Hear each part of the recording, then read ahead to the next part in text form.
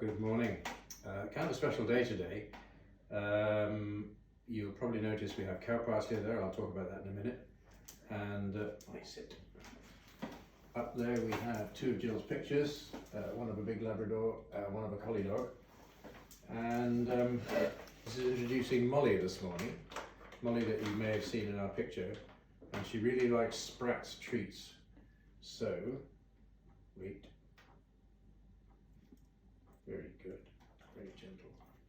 So anyway, those are Sprats, and this is Molly, Star Labrador. She's 7, and she's absolutely brilliant. But the cow parsley, we were going around the orchard this morning, and it always reminds Jill of a wedding that was quite a few years ago. Our next door neighbour, Sheila and John, their daughter got married, and apparently this time of the year, and the church is absolutely full of cow parsley, absolutely wonderful. This sort of brilliant, sort of massive white.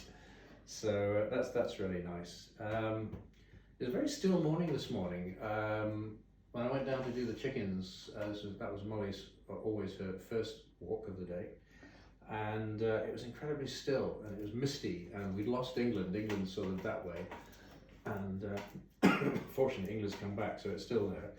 And but on Sunday we were talking about mental health and the importance of mental health in this time of crisis and COVID and isolation. And on the TV this morning there's a girl from Scotland who has severe asthma and has been in lockdown for weeks and weeks and weeks, hasn't been outside, hasn't been able to get outside, and she's created a group, a support group for people in isolation. And apparently she's got about 1,000 people who are part of that group, and they're all supporting one another, which I think is absolutely brilliant. Really important to have companions. And they had on about the Colonel Tom now, he's going to be knighted, and talking about the kind of people who will get awards from the Queen, and whether they have bring the George Cross back or have a humanitarian award. But you always get the sort of the glamorous people and the stars and everything, but they're talking also about lots of people who deserve awards from the caring community, people whose names we've never heard of but have done amazing works, and people like the girl in Scotland who's done this to impact so many people. It's great, isn't it? But thinking about creation and animals and so on, and I got a funny poem in a few minutes, but also saw that they're using sniffer dogs to train them to see if they can detect this wretched COVID in people. They've already trained them to detect cancer and diabetes and so on. And it's really important to think that maybe dogs can detect something even as unseeable, if you like, as COVID. I've got my coffee here this morning, and I've got toast and peanut butter and honey. If you've not tried it, do. It's wonderful. Peanut butter goes so well with lots of things. And our Celtic meditations often emphasize our relationship and as God's people to all of creation.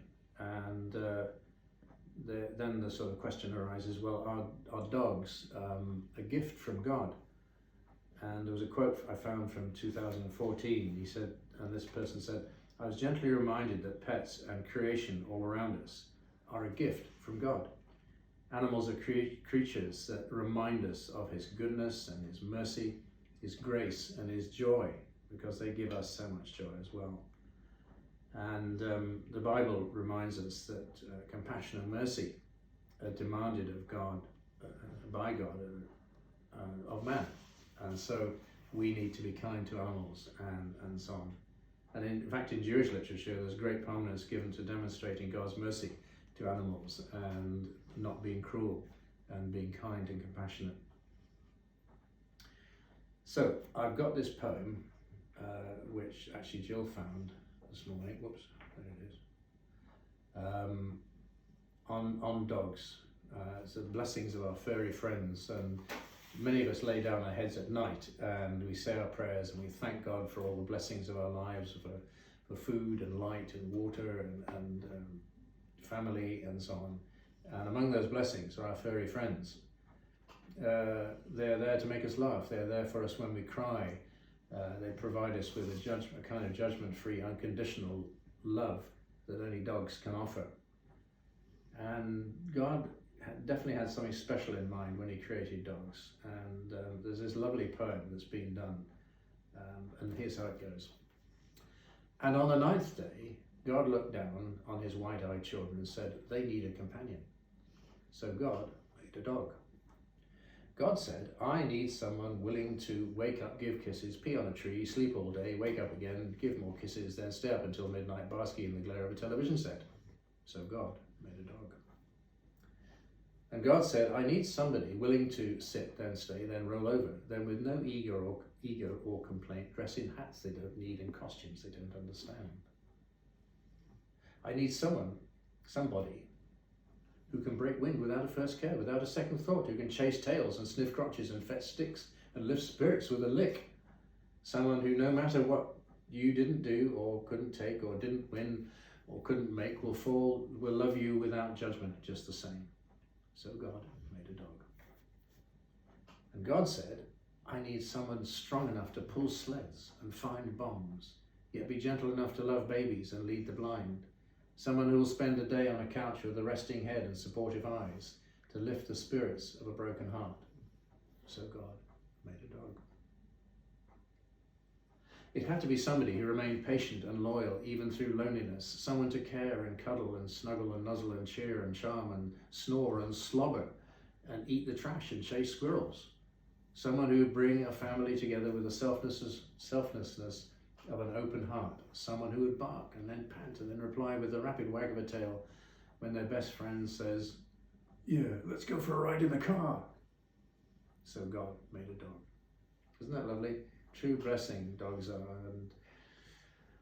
And our explanation doesn't do this poem justice, so you'll definitely want to watch it on the video, which I think Jill's probably posted or will post later today.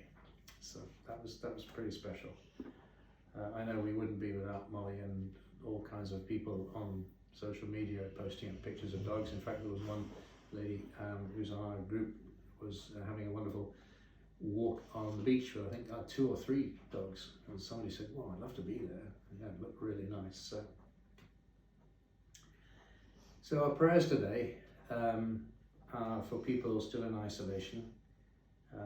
Just having a conversation over the fence about teachers and support staff and the decisions being made for our children who are trying to get back to school, want to go back to school, and yet should they go back to school and so on, and all the decisions around that from government and local authorities, and really, really difficult decisions as we try to get back to some kind of normality in life.